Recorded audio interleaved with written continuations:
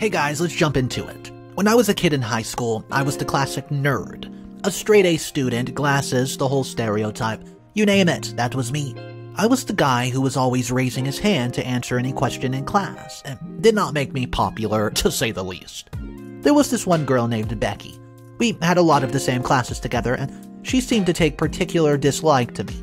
She used to call me, well, the class dork, and would often instigate others to pick on me. It was hard, but I always kept my head down and tried to focus on my studies. One day in biology class, things took a turn. We were learning about plant cells, and I was answering all the questions as usual. Becky had enough, and she started complaining loudly, calling me the class dweeb, and saying that I did this all in our other classes together. The other students began to snicker, but the teacher was not having it. She firmly told Becky that she would not condone the type of behavior, and even added that I could be her boss one day. That's when I could not help myself. I laughed and said to the teacher, "Oh, I don't plan on being a pimp." The whole class erupted in laughter, even the teacher chuckled, but Becky's face turned a deep shade of red. After class, I knew something was wrong when I saw Becky waiting for me outside the door. She was so angry. Her face contorted with a bit of rage, and she stormed up to me calling me a loser, and saying that she would never apply to my crap company I worked for, and then threw my books to the ground. I was in shock. But I wasn't going to fight back physically, so I just picked up my book, smiled, and continued about my day. Next semester, I did not have any classes with Becky, as I was able to avoid her for the rest of the school year. I still got bullied by other students, but the incident with Becky stuck with me. I'll never forget the look on Becky's face, a mix of humiliation and anger. It was a rare moment when I stood up for myself, albeit just with a few words. Update number 1, 11 years later.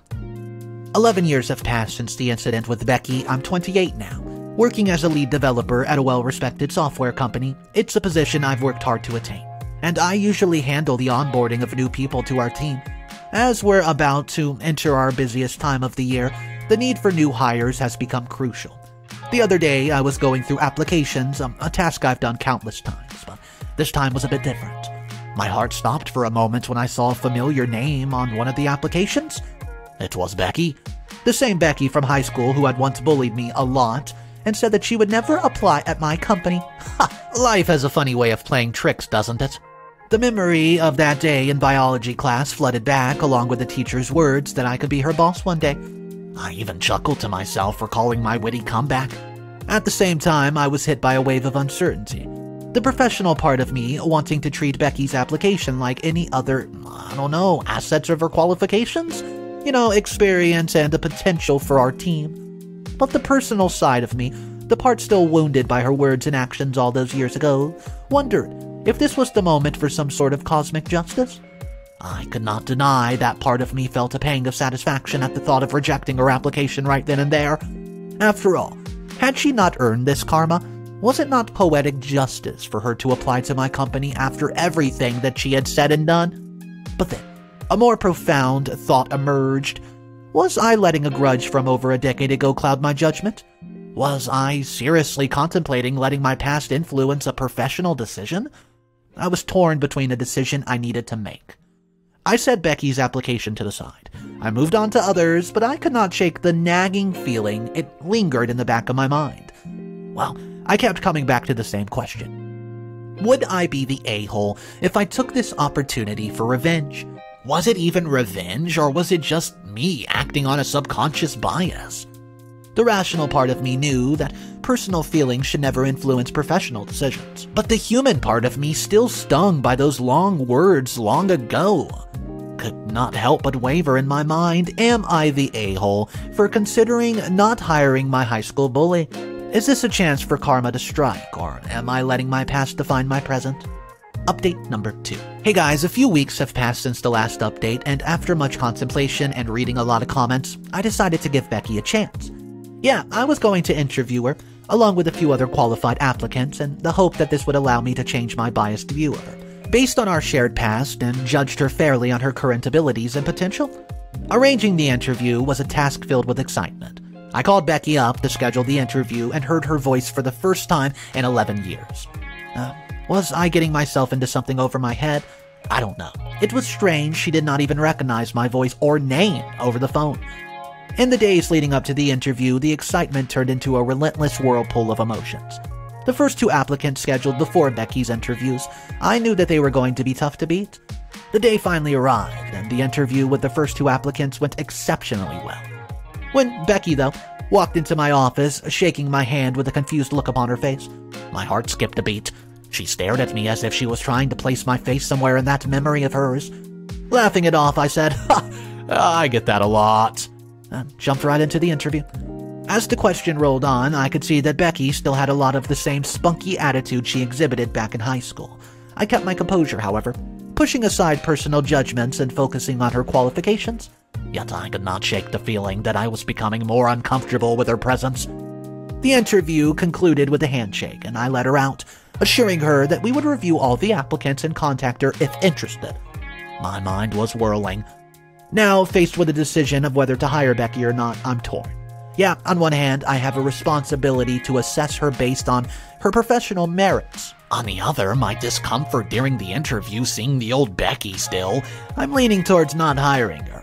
But this decision, clouded by our high school history, or am I justified in the reasoning? I ask you guys this before the next update. Am I the a-hole for still considering not hiring my high school bully, even after giving her a fair shake? Update number 3. 2 weeks have passed since the interviews, and the decision has finally been made. The internal struggle, the sleepless nights, the constant replaying that one high school memory all culminated into one moment where I've had to make a choice. I ended up hiring the first 2 applicants. They were more qualified anyways for the job in both terms of experience and fitting the position. Becky's interview had taken me back to a place I never wanted to visit. The high school days when I was bullied, where every laugh and snide comment felt like a stab of my self-esteem. Her voice, her attitude, everything about her presence in my office was a trigger to those painful memories. I don't know, it's strange how life can circle back, how the past can emerge from the shadows to challenge our present. I don't regret my decision, no, but I'm left with a curiosity that gnaws at my soul, and I have to ask you guys, what do you think?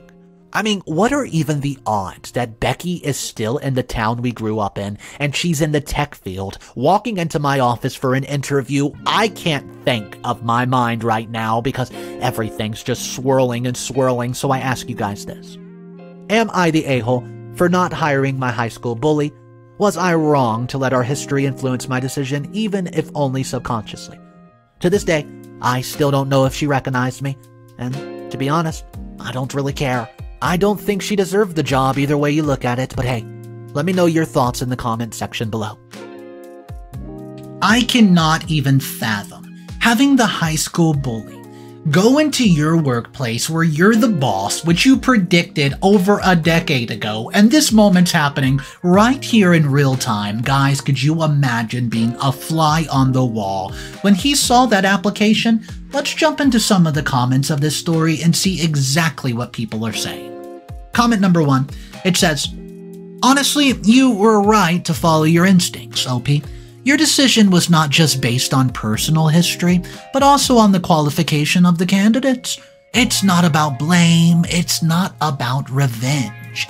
It's about creating a healthy working environment, and you handled it with more grace and professionalism than many people would have." Comment number 2. "Wait a minute. Becky did not even recognize you after 11 years? That's astonishing. It makes me wonder if she's just been a bully to so many people that she can't even keep track of them all. Her lack of self-awareness and empathy speaks absolute volumes." Comment number 3. "I get that, well, the emotional weight of this, but at the end of the day, you had to do what was best for the business. Your responsibility is to your team, not to Becky.